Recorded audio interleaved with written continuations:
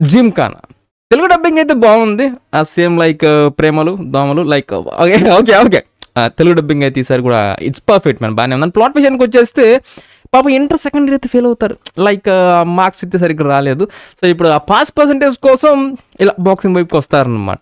మరి మొత్తానికి ఏం జరిగింది ఇది మీరు థియేటర్స్లో చూస్తారు. అండ్ ఇంకా ఓవరాల్గా ఎలా ఉందన్న విషయానికి వచ్చేస్తే ఇట్ వాజ్ ఓకేలో హాఫ్ ఓకే టైప్ అనమాట. అంటే ఇప్పుడు దాకా మనం కంటిన్యూస్గా రాడ్లు చూసాం కాబట్టి దీంట్లో ఒక చిన్న మంచి క్యారెక్టర్ ఒకటి అక్కడక్కడ 2-3 ఏదో సరదాగా అలా వచ్చాం సర్లే ఏదో చేసేసాంలే అన్నట్టు అలా బయటకు వచ్చేస్తాం అనమాట. ఫుల్ ఫ్లెజ్డ్ సాటిస్ఫాక్షన్ అయితే రాదు. ఇప్పుడు మిమ్మల్ని థియేటర్కి పరిగెత్తుకుంటే వెళ్ళండి అని కూడా నేను చెప్పను. ఇప్పుడు దాకా మనం కంటిన్యూ రాడ్లు చూసాం కదా సర్లే ఓకే అట్లా అట్లా అనిపించి థియేటర్ నుంచి బయటకు వస్తాం అనమాట.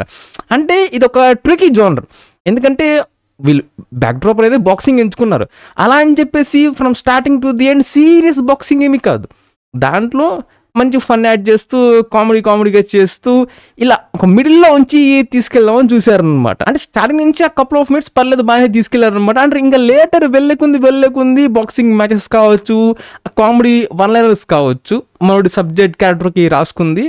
ఎవరన్నా రాశారో కానీ మలయాళం సైడ్ వాళ్ళు ఎలా రాసుకున్నారు నాకు తెలియదు. బట్ తెలుగులో ప్రేమలోకి ఎలా అయితే కులిపోయిన జోకులు అంటే ఇప్పుడు ట్రెండింగ్లో ఏవైతే ఉన్నాయో అవి రాసేసి ఇది జోకురా నువ్వు నవ్వేసేసి అంటే ఎలా ఉండిద్ది చెప్పండి.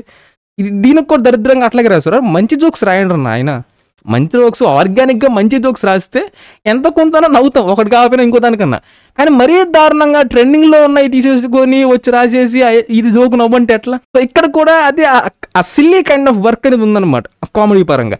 అది ఏడ మనకి అసలు వర్కౌట్ అయి సావలేదు. అండ్ అడిషనల్గా బాక్సింగ్ మ్యాచెస్ అనేవి ఎవరికి కూడా అంత గొప్పగా అనిపించలేదు. కానీ పర్టికులర్లీ చిరుతుంది అమ్మ బాబోయ్ చిరుతుంది బ్లాక్ మాత్రం బెల్ అనిపించింది చిన్న కాసేపుడిది.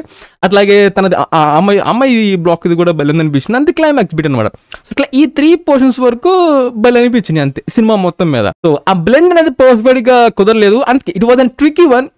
అవుట్పుట్ ని బయటకు తీసుకుని రావాలంటే ఇట్లా కామెడీని సీరియస్ సైడ్ ఉన్న బాక్సింగ్ ని బ్లెండ్ చేయాలంటే కొంచెం కష్టమైన విషయమే. సో బట్ ఫైనల్గా అయితే 100% సక్సెడ్ కాలేదు. And this goes for the absolutely pure half bronze and half silver man.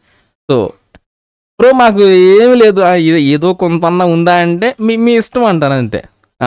ఓడిట్లో కూడా చూసుకుని అంట వచ్చిన తర్వాత ఓడిట్లో అంటే మీకు ఏవి కాయలేదు బ్రో విపరీతంగా చిరాకేస్తుంది అంటే ఆ టైం కైండ్ ఆఫ్ సిచ్యువేషన్లో అనమాట. ఈ రేటింగ్ అప్పటికి ఆ సిచ్యువేషన్స్లో పనికి వస్తాయి. And coming to the performances everybody they were okay in their roles. అంటే అందరూ పర్ఫెక్ట్గా సెట్ అయ్యారు. ఎవరు కూడా అబ్బా వీళ్ళెందుకు క్యాష్ అలా అనిపించలేదు కానీ అందరూ కూడా బాగా పర్ఫెక్ట్గా సూట్ అయ్యారు అనమాట. అండ్ బ్యాక్ గ్రౌండ్స్ కూడా కొన్ని చెట్లు బాగానే వర్కౌట్ అయింది అనిపించింది. Production quality cinematography equally good అన్ని బాగానే ఉన్నాయి. So that's review on Gymkhana. And that's it man. Subscribe if you enjoyed and I'll catch you on the next one.